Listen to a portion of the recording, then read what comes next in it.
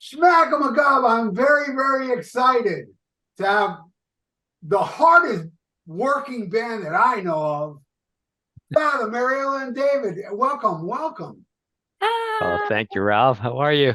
Great, man. I'm really excited to have you on my show. I like the, as you know, I'm a huge fan of Fathom. And and I heard the new record, and I gotta say, man, I am floored how good it is. And thank as much as I Uh, enjoy the older stuff, this is my favorite one, man. It's that means a lot. it does. it's called Chaos Morphogia, right? Chaos. Yeah, it's Chaos Morphogoria. I wanted to make sure it was a name that doesn't exist. Like you Google it and it pops up Chaos Morphogoria, Fathom's album. Yeah, it That's basically translates to transformation through chaos Yeah, and like a gory, like a way. pretty gruesome way.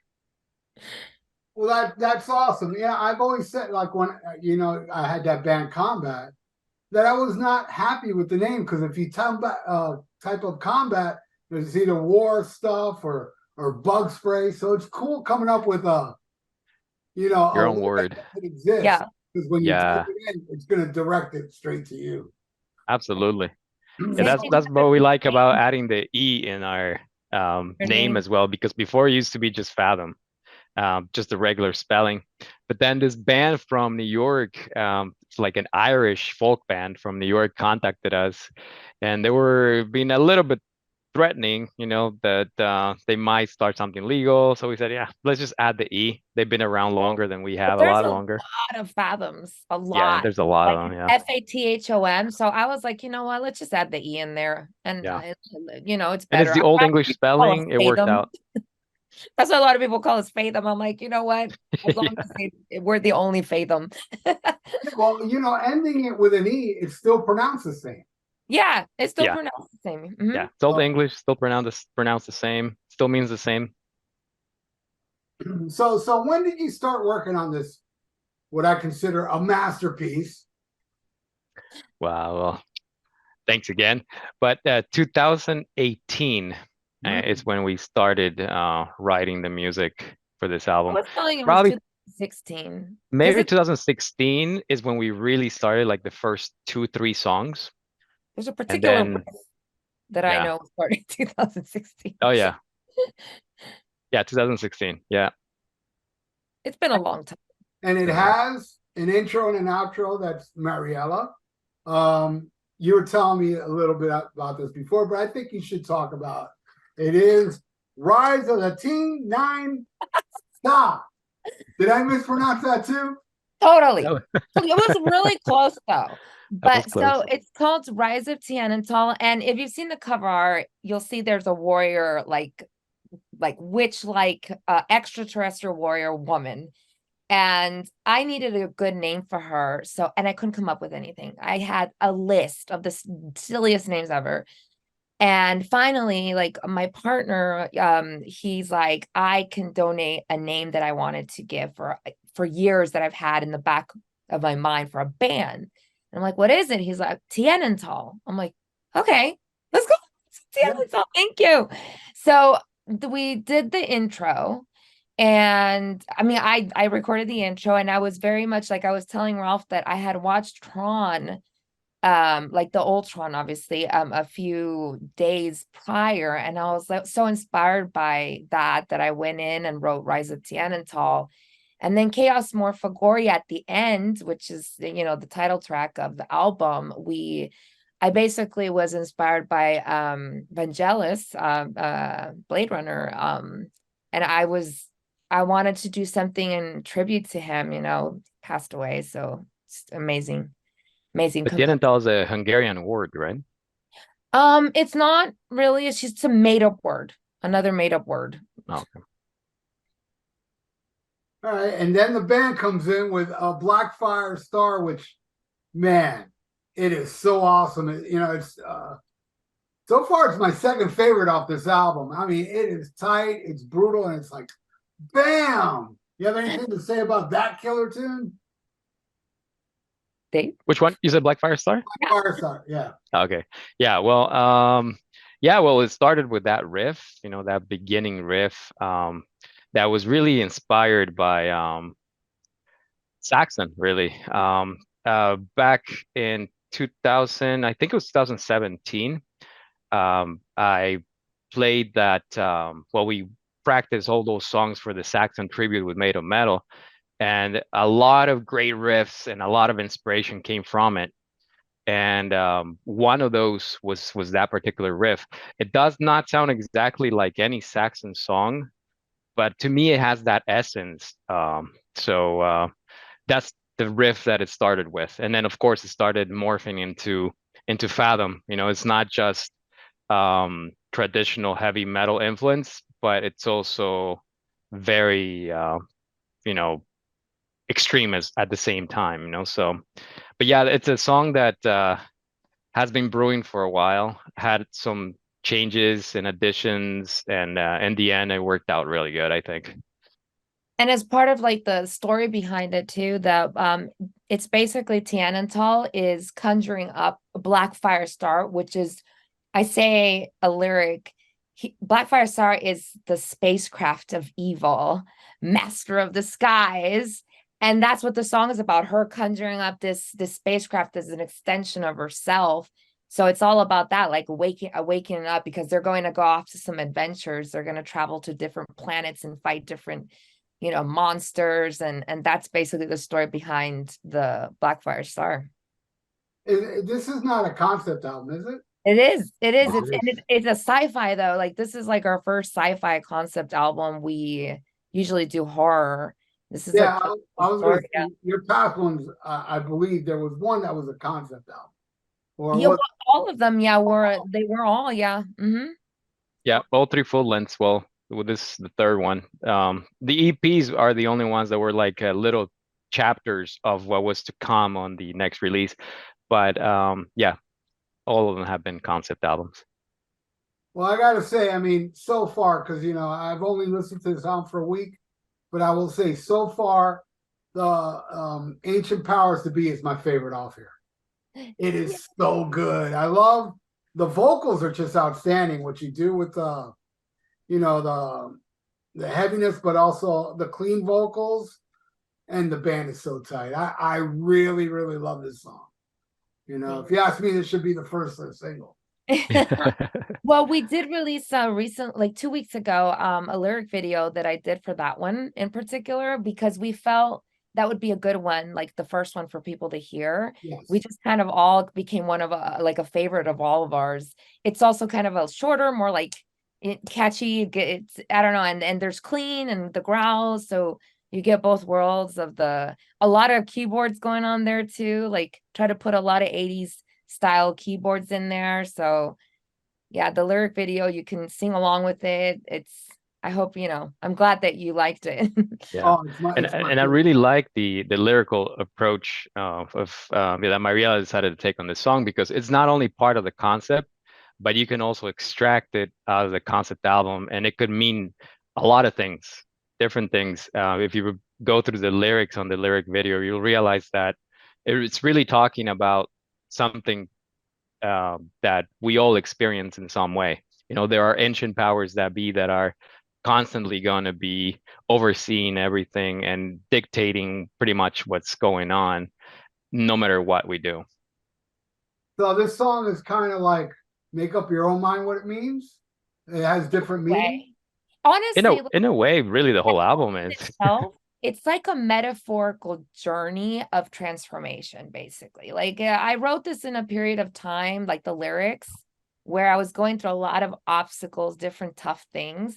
And I said, why don't I make a concept where it's this, this character that's going through these struggles, but it's more like kind of like I don't know, a journey, like an epic journey, like Conan the Barbarian, anything like that, like where you're going to fight different battles. But it's in the form of yourself as well, because you fight different battles daily. Like, it could be anything, family members, you fight your own self, many things, work, life. And so that's it is a metaphorical journey in a way, each song, like, you know, each monster represents a different part of my life that I was battling there. So Yeah, like Black Firestar is the alter ego of the main character, but both the Tienental and the alter ego of Black Firestar, they are battling through, you know, different planets, which you can take it literally like that, but you can also take it metaphorically, and thinking that she's actually battling her own inner demons as demon. well. Mhm. So yeah, it's you can take it in many ways. This concept album is really open for interpretation. Right on. Am I going to pronounce this right? Gorgontron? Gorgontron. No? Gargantuan. Gargantuan. And Again, if yeah, Gargantuan the giant, that's the first monster that she battles. And he's actually on the cover there a little bit. You see him all beat up there. Basically, it's like post-battle where she had destroyed him. So Gargantuan is like a cool song because I don't know, it's just a little bit different for the vocally, like it's a catchy chorus. Gargantuan is this giant, arrogant king on this planet, and Tianantal, you know, she's small, but she's intelligent. She with witch's guile, she's able to like bring the mighty king down. And I do actually say a Hungarian lyric in there because, you know, my partner, he's Hungarian, so he's like, and he's a big guy. I don't know if you've seen him, but so it's inspired in a way. And then he's like, we need to put a Hungarian lyric in there. So I had Hungarian is a very difficult language to speak. So I had to be true. Like it's a small lyric, and I do hope I did it well on the album. did you get it on the first take, or did you have to do it over and over again? I had to practice it several times because it's a very tough language to learn. Yeah. Yeah, well, And again, it adds some lyrical texture, you know, because we had Quechua in the past and in the second album, which is, you know, Quechua is the native language, one of the native languages from Bolivia, where we're from. But this time around, Hungarian, being another landlocked country, and we're adding a native language from a different country other than Bolivia. It was very interesting. I think it added more texture to the lyrical content. Yeah. Really cool. yeah, and I really did like, again, the vocals with the growl, but the clean vocals, and great job on the solo. What I love is, you know, the notes you picked in this solo, and I love what's going on behind you. The musicianship going on during your solo. Yeah. That's some wicked stuff going on there, man. Thanks, brother. All right. I'm not pronouncing no more. Okay. What's the name of this next one? Sangre Mala. Oh, Sangre Mala. That's in Spanish. That one you can. And I believe, Mariana, you sing a song in Spanish. Yes. It's become kind of like a tradition to put a song in Spanish in our albums. We just kind of want to always represent there. So yeah, Sangre Mala Sangre, that's fully in Spanish. It's basically she travels to another planet where she battles this kind of a megalomaniac type character. And just it also could be translated to anybody's journey, really, about becoming inside your brain, like just staying in your brain and not wanting to listen to other people and being like, leave me alone, I'm not going to change, kind of thing. And like letting the traumas of your past block you from growing as a person. So that's kind of why sangre mala sangre, I say, because you got to get that bad blood out of you, because, you know, it's gonna ruin you. It's like the heaviest. This is a very heavy album, but I think that song's kind of like the heaviest one. I mean, You know, it could potentially be, because I don't know, for Yeah. some reason, when you would sing in Spanish, when I personally, I don't know, growling in Spanish, I feel like you get more, like your vocals are more brutal. It changes when you sing in a different language. right. And the riffs are crazy. Like it ends also like pretty fast. Yeah, it's an intense song. And the next one is a beautiful acoustic little piece. Very, very well done. It also gives the album a little breathing room. You know, you catch your breath to some beautiful music. And tell us about that, David. Yeah, well, I always wanted to get a 12-string guitar, and for many years I have to get one. I have to get one. And during the pandemic, I had a few opportunities of a used one because I wanted to get a nice one, but it was too expensive. I lost that opportunity, but then eventually, my partner, she got me for Christmas, last Christmas, she got me this 12-string guitar. So I said, okay, now I have no excuses. I have to come up with a song. And I said, okay, it's gonna be an interlude like I did like an outro type of thing with an acoustic in the second album, but this time with a 12-string guitar, it was completely different. It gives more ambience, and I just let it all loose on those riffs, and then added some little licks in between with a second guitar, and um, and then the theremin came around. We always wanted to use the theremin. Mariela's had a theremin in her possession for a while, but we were never able to use it until now. So Tell I me, think finally, we tell said the true we need to story add that behind the in there. theremin. well, So the theremin is a difficult instrument to play, and I don't have much experience with it. So I'm like, okay, let's give this a try. I go to David's, and for 4 hours, I'm like with my hand, like just trying. Like I came up with something as like they would add just a little bit to the amazing. I felt like his song is just beautiful, just needed a little like thing here and there. atmosphere. Yeah, atmosphere, just to give that sci-fi feel. I was in love with that song when I heard it. It was just the theremin is a beast. What is the theremin? I don't even know what that is. The theremin is that you know what the sound is like the weird sound wavy thing that it works with the antenna. You're And using then sound waves. You're not yeah, touching anything. and Just your hands are moving around the antenna. it's very Two sci-fi, antennas. and it's like ooh, it's like a spooky little instrument. Oh, Yeah, I it used to really, be used for those horror films from the 20s. A lot of horror films had that in them. Yeah. well, it definitely does have that cool feel in the back. A little eerie, but also beautiful at the same time because what you're doing with the acoustic. Let me ask you, when you got the 12 string, did you have to relearn anything or did it come naturally? No, no. Luckily, I didn't. Well, the tuning is pretty much the same. It's just the way you press on the strings that becomes a little bit different. Other than that, it's about the same, and it's very natural to play a lot of open chords when you're playing a 12-string guitar. So as soon as I grabbed one, I was like playing this open, very wide spectrum of chords. Right. Honestly, David, any instrument you give him, he really can figure it out like in 10 minutes. Well, you all are very talented. Hey, you figured out your little wavelength. Oh my God, no, that was like, you should have seen, we should have filmed that. Yeah, we should have filmed that. Well, the next song is called Feral. I got that right, right? Yes, Feral, you got it Feral, right. yeah. epic. Starts mid tempo with great vocals, but then it takes this much brutal direction. Don't you Yeah. think? It's awesome. I love that one.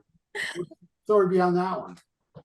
Oh, that's the most personal song I've ever written lyrically. Yeah. This is like a very dark song. If you look, once the lyrics are out there and you read them, it's just about someone in particular in my life. But I turned it into like this vile creature, like swamp monster type, like just a very greedy type creature that the warrior has to really battle this one. Um, and that's why it starts off, kind of like slow and sad, and then it just goes off into like very black metal-y type riffs, and it's a very personal song. We wanted to end it too with like a driving force, but also kind of, I'm not at all comparing my playing to like what was done on Rainbow, but like inspired by kind of like the keyboards there at the end. That's what I kind of wanted to bring, just like these open majestic chords there, and Very Dawn Airy inspired. Oh, cool. yeah. Very cool. All right, then you got Strike Thunder, Rebel, killer opening riff on this one. Band is bashing it really hard on this song too as well, which is kind of like the last song, kind of. Well, actually, at Final Cosmic War Cry, the instrumental right before it, it's Oh like yeah. that one's the one that's like, it's kind of like, that was pure instrumental, and it's almost like the most sci-fi song on there, I think. Like it's that's a total like ninja battle or something. I don't know. And it's very heavy metal. I don't know. It kind of reminds me when Halford went solo, the first two solo albums that he did, or not the first two, but the two that are called Halford. Especially one of them has that spacey sound. It's very heavy metal, but at the same time, it has that space feel to it. And so that's that instrumental. Yeah, the Final Cosmic War Final Cry. That Cosmic War that Cry. comes into the last song, which is Strike Thunder Rebel. Yeah. Okay, I guess I forgot to write that, but yeah, but Strike Thunder Rebel. Tell me about that. But the last song in the album is actually the first song that was written for this album. So that's the one that was actually written in 2016. And those riffs were in my head for a very long time, maybe way before 2016, but I finally got around writing a song with those riffs, and it took shape in 2016, and we were playing it with that lineup. This was 2 lineups ago that we were already trying to practice this song, but it just wasn't coming together because the dynamics with this lineup just wasn't quite there. And then we tried it with the next lineup. It was coming together, but then those band members had to move out. And then eventually we got Brian, and then we started working on this, and that's when it really started gelling with Brian, and then Evie coming in. We had Billy for a while. It was working very well having a second guitar. Unfortunately, Billy left us due to his battle with cancer. Yes. But yeah, that song is very meaningful because it started this third album. Did you know back then when you wrote it, it was going to be like the end piece, or did that come No, with the lyrics and stuff? I think as we put the lyrics on it, we're like, this just the way it ends, like we said, this has to be the last song, because when I put the title on it, Strike Thunder Rebel is really like saying she's finally battled everyone, and she's going off with her spaceship, like triumphant and completely transformed in her truest self. So it's a story about total transformation, saying like, fuck you all to the people, that all the obstacles that are in your way. I am me, I'm now my true self, powerful. I'm going to go off on the next adventure. And that's how Strike Thunder Rebel is like. I'm just telling anyone really, they have to fight with fire, give them hell, strike thunder, rebel. That's like the chorus. Very meaningful, and it feels like that. It's very encouraging song. It's almost like okay, I learned from this experience, battling my inner demons or outer demons, whatever you feel inclined to believing when you read the lyrics. And then at the end, it's like you're ready for the next battle, but it's different now. Now I actually know how to kick ass, kind of thing. Right on. All right, and then we end with the title track, which is all you, Mariela, right? I mean, I believe that's all you on there. Yes. Yeah. Yeah. You added some other textures, not just your playing, but there's some background things going on, aren't there? Yeah, it was several layers. One night I sat down and started layering upon layering. That's how I like to write the songs, with the keyboard, and just kind of layer it on it. I just recently started learning how to record myself, because like David knows about recording. I'm kind of dumb with those things, but I bought a little thing and recorded myself, and I sent it to Dave. I'm like, hey, here's the outro. And then David recorded me properly. But I wanted it to end like that, like very like, imagine you're off in space, like just, becoming one with the universe or something. Embracing the chaos, basically. It does have like a dreamy feel and stuff. Yeah. Yeah. All right on. That is I want you all to check out Faethom. I'm gonna put a link down below. This you can get on your Bandcamp, right? Yes. It will, yeah. And hopefully there'll be a link for the CD, which is coming out.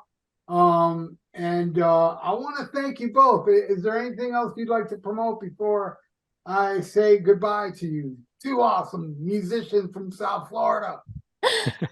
Well, definitely. The album is coming out October 13th. And we have our CD release show. So we have like 3 shows in October. So we're lucky to be playing with Satan Venom Inc. up in Tampa. Ooh, October you're not 7th. playing with Satan down here? No, Not no. down here, no. I'll go see them. I'm gonna try to like, get out there after the show and go see them because I love Satan. But I love them too. we're Yeah. gonna play that festival. It's a 3-day festival. So definitely Hell Witch is headlining the Friday night. There's just like a lot of amazing bands. So and then So that's Saturday, October the 7th on that it's from the festival. 5th through the 7th, yeah. And then we have our album release party here in Pipers on October 26th.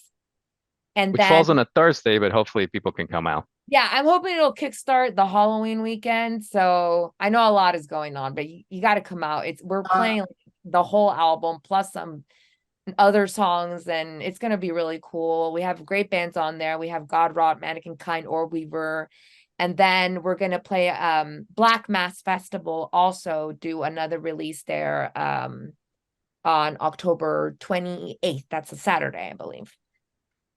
Right on. Well, thank you both so much. Everybody out there, please check out Faethom. I highly recommend them. They're a hard-working band. They're awesome.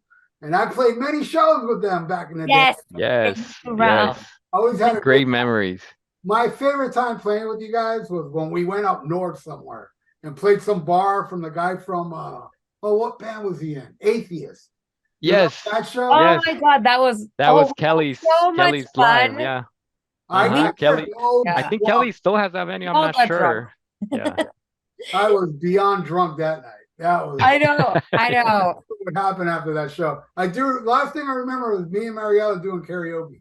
Yeah. Yeah. I have a picture, and I have for some reason I have like roses in my hand, like I'm like just won like a beauty pageant or something, and we're singing together. It's the best Yes. picture ever.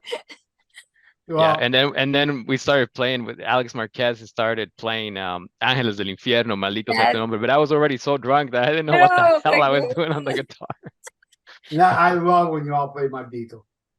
I That's know. always a welcome when you guys play that. I always freak out. I can't believe they're playing this, Yeah. Yeah. But anyway, again, I want to thank you both so much Thank you. for being Thank you, brother. big supporter. And I want people to check out Faethom. You won't be disappointed. Mariela and David, you all rule. Thank you for being Thanks, Ralph. Thank you. Appreciate it, brother.